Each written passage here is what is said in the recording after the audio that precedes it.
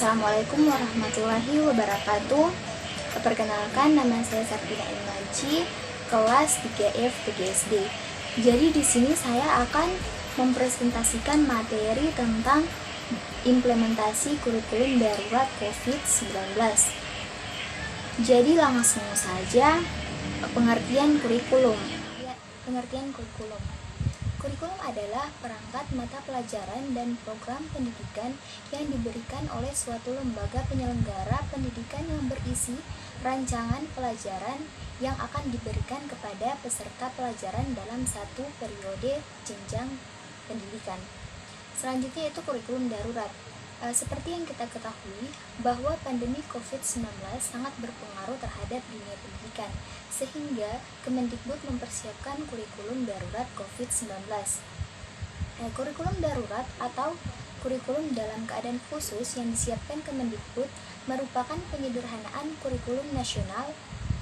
Pada kurikulum tersebut dilakukan pengurangan kompetensi dasar untuk setiap mata pembelajaran, sehingga guru dan siswa dapat berfokus pada kompetensi esensial dan kompetensi prasyarat untuk kelanjutan pendidikan tingkat selanjutnya. Yang kemudian yaitu ada prinsip-prinsip implementasi kurikulum darurat COVID-19. Yang pertama di sini yaitu program, di mana pelaksanaan kurikulum pada kondisi khusus bertujuan memberikan fleksibilitas bagi satuan pendidikan untuk menentukan kurikulum yang sesuai dengan kebutuhan pembelajaran peserta didik. Satuan pendidikan pada kondisi khusus dalam pelaksanaan pembelajaran dan pada semua jenjang pendidikan dapat memilih dari 3 opsi kurikulum, yakni tetap mengacu pada kurikulum nasional, menggunakan kurikulum darurat, atau melakukan penyederhanaan kurikulum secara mandiri. Pelaksanaan kurikulum harus memperhatikan usia dan tahap perkembangan peserta didik pada pendidikan anak usia dini atau PAUD, serta capaian kompetensi pada kurikulum, kebermaknaan, dan kebermanfaatan pembelajaran untuk pendidikan dasar dan menengah, termasuk pada pendidikan khusus dan juga program pendidikan kesetaraan. Yang selanjutnya yaitu ada evaluation, di mana evaluasi pendidikan adalah kegiatan pengumpulan fakta atau bukti-bukti secara sistematis untuk menetapkan apakah telah terjadi perubahan pada diri siswa dan sampai sejauh mana perubahan yang terjadi.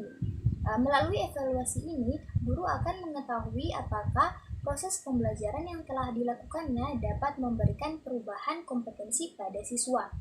Evaluasi pendidikan adalah kegiatan yang dilakukan oleh guru secara sistematis, terarah, dan terencana dalam upaya mengetahui sampai sejauh mana terjadi perubahan perilaku pada diri siswa setelah mengikuti kegiatan pembelajaran sehingga guru dapat menentukan tindakan yang tepat. Yang selanjutnya yaitu learning, di mana pembelajaran adalah proses interaksi peserta didik dengan pendidik dan sumber belajar pada suatu lingkungan belajar. Dalam pembelajaran diperlukan kurikulum, di mana saat ini kurikulum khusus dapat dilakukan pembelajaran aktif, yakni pembelajaran mendorong keterlibatan penuh peserta didik dalam perkembangan belajarnya, kemudian mempelajari bagaimana dirinya dapat belajar, merefleksikan pengalaman belajarnya, dan menanamkan pola pikir bertumbuh. Demikian juga kepada semua pihak yang terlibat dalam pembelajaran, mendorong semua pihak yang terlibat untuk menaruh harapan tinggi terhadap perkembangan belajar peserta didik, menciptakan rasa aman, saling menghargai, percaya, dan peduli terlepas dari keberagaman latar belakang peserta didik. Yang selanjutnya itu asesmen. Untuk membantu siswa yang terdampak pandemi dan berpotensi tertinggal perlu melakukan asesmen, di mana asesmen adalah proses sistematis dalam pengumpulan, pengolahan, dan penggunaan data, aspek kognitif dan juga non-kognitif untuk meningkatkan kualitas belajar peserta didik. Asesmen diagnostik ini dilakukan di semua kelas secara berkala untuk mendiagnosis kondisi kognitif dan non-kognitif siswa sebagai dampak pembelajaran jarak jauh. Asesmen non-kognitif ditujukan untuk mengukur aspek psikologis dan kondisi emosional siswa, seperti kesejahteraan psikologi dan sosial emosi siswa, kesenangan siswa selama belajar dari rumah, serta kondisi keluarga siswa. Asesmen kognitif ditujukan untuk menguji kemampuan dan capaian pembelajaran siswa. Hasil asesmen digunakan sebagai dasar pemilihan strategi pembelajaran serta pemberian remedial atau pelajaran tambahan bagi peserta didik yang paling tertinggal. Selanjutnya, asesmen diagnostik adalah asesmen yang dilakukan secara spesifik untuk mengidentifikasi kompetensi, kekuatan, dan kelemahan peserta didik sehingga pembelajaran dapat dirancang sesuai dengan kompetensi dan kondisi peserta didik. Nah, hasil asesmen digunakan oleh pendidik, peserta didik, dan orang tua atau wali sebagai umpan balik dalam perbaikan pembelajaran.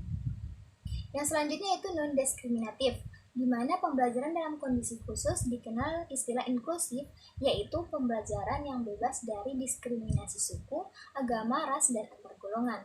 Tidak meninggalkan peserta didik manapun termasuk peserta didik berkebutuhan khusus ataupun penyandang disabilitas, serta memberikan pengembangan ruang untuk identitas, kemampuan, minat, bakat, dan kebutuhan peserta didik. Yang selanjutnya yaitu going to fun, di mana pembelajaran yang menyenangkan akan mendorong peserta didik untuk senang belajar dan terus menumbuhkan rasa tertantang bagi dirinya, sehingga dapat memotivasi diri aktif dan kreatif serta bertanggung jawab pada kesepakatan yang dibuat bersama. Tentunya pembelajaran dalam kondisi khusus berorientasi pada masa depan, yaitu pembelajaran yang mendorong peserta didik mengeksplorasi diri dan kebutuhan masa depan sehingga diperlukan keseimbangan ekologis sebagai warga dunia yang bertanggung jawab dan berdaya. Yang selanjutnya yaitu interaktif. Kurikulum darurat ataupun kurikulum dalam kondisi khusus yang disiapkan oleh Kemendikbud merupakan penyederhanaan dari kurikulum nasional. Pada kurikulum tersebut dilakukan pengurangan kompetensi dasar untuk setiap mata pelajaran, sehingga guru dan siswa dapat fokus pada kompetensi esensial dan juga kompetensi prasyarat untuk kelanjutan pembelajaran di tingkat selanjutnya. Dalam implementasi kurikulum darurat COVID-19 diperlukan juga dukungan dan kerjasama semua pihak, termasuk orang tua, diharapkan aktif berpartisipasi dalam kegiatan proses belajar mengajar di rumah. Guru dapat terus meningkatkan kapasitas untuk melakukan pembelajaran interaktif dan sekolah dapat memfasilitasi kegiatan belajar mengajar dengan metode yang paling tepat. Tentunya kerjasama secara menyeluruh dari semua pihak sangat diperlukan guna menyukseskan pembelajaran di masa pandemi COVID-19. Mungkin hanya itu yang dapat saya sampaikan, lebih dan kurangnya saya mohon maaf. Wabillahi taufiq wal hidayah. Wassalamualaikum warahmatullahi wabarakatuh.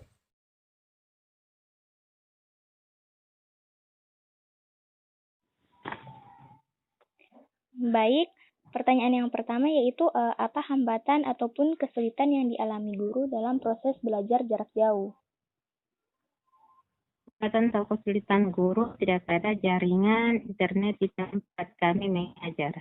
Nah, apabila tidak ada jaringan internet, bagaimana cara guru, bagaimana proses pembelajaran yang guru berikan kepada siswa? Kami buat kelompok belajar. Setiap kelompok belajar berjumlah 5 siswa. Kami guru mendatangi rumah siswa untuk belajar kelompok. Oh iya, baik. Pertanyaan selanjutnya itu bagaimana mengoptimalkan pembelajaran siswa yang berlangsung di rumah? Kami mendampingi siswa setiap pembelajaran di rumah berlangsung. Orang tua juga harus ikut membantu anaknya belajar di rumah. Ya, baik. Pertanyaan selanjutnya itu bagaimana penilaian terhadap pembelajaran siswa yang berlangsung? Kalau di rumah kami menilai tentang kehadiran anak dan hasil tugas yang kami berikan. Kalau jarak jauh, kami menilai sesuai hasil tugas yang diberikan kepada anak-anak. Ya, baik.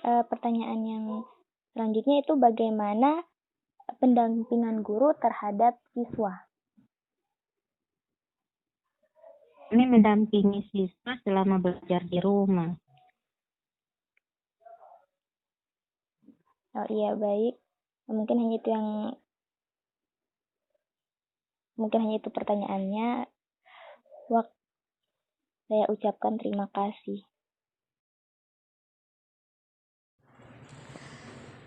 Baik, bagaimana proses belajar mengajar yang berlangsung di rumah?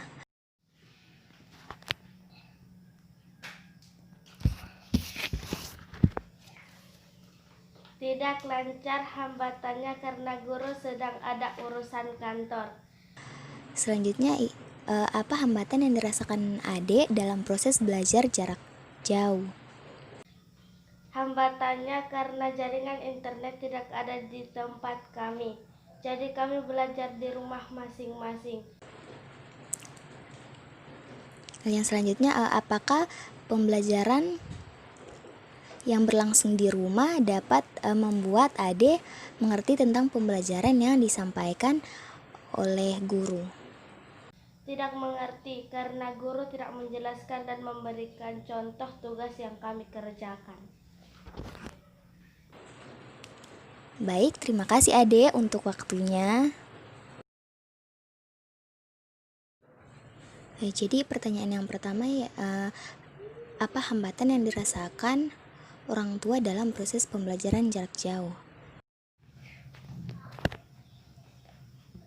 Tidak ada HP Android, jaringan internet tidak ada di tempat kami. Yang selanjutnya, apakah pembelajaran jarak jauh ini efektif bagi pembelajaran anak?